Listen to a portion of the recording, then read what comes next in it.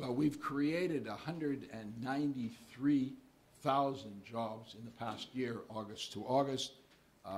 Most of the jobs have been full-time, high-paid jobs in the private sector.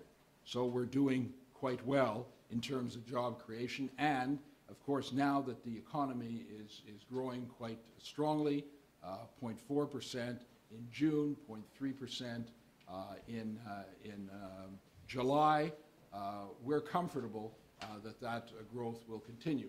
Our export numbers are way up. We've had the surplus that I referred to last year, and we're well on the road to a surplus again this year. 80% of the economy had been growing even during the period of contraction, and now, of course, we're having a broader-based economic recovery in a highly diversified economy. There are areas of challenge, of course, and that's the important point to emphasize. You know, when I was in Turkey at the G20 meetings, I confronted again the fact that there have been serial disappointments in the growth rate globally, and of course a lot of market turbulence. The focus before had been on Greece, on Russia, on the BRIC countries.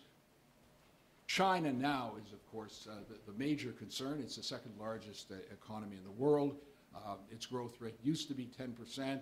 It's now somewhat less than 7%, and there's a bit of a debate as to how low that might be. But the point is, there have been serial disappointments in growth constantly.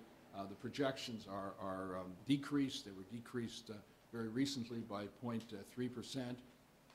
We're a great trading nation. We're impacted by that. We're an energy exporter. We're impacted by the reduction in the price of energy and other commodities. Those are the externalities which pose risk for the Canadian economy.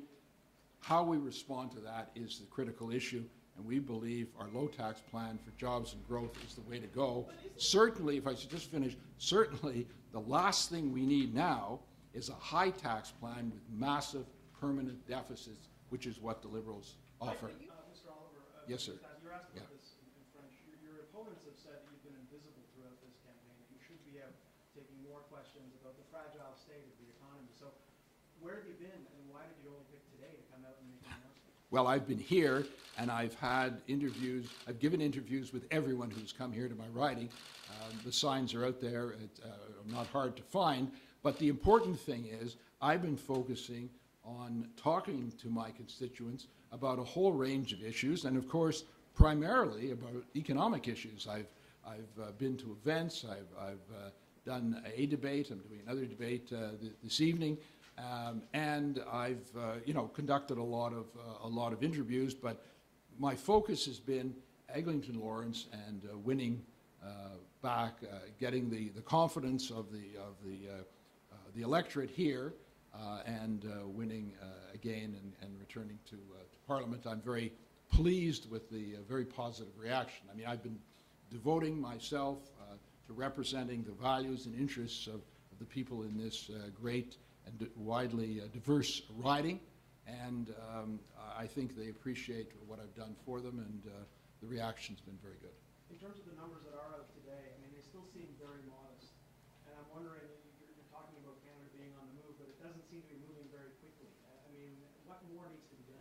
Well, 0.3% for 1 month is not, I wouldn't characterize as a modest number. I think it's a good solid number.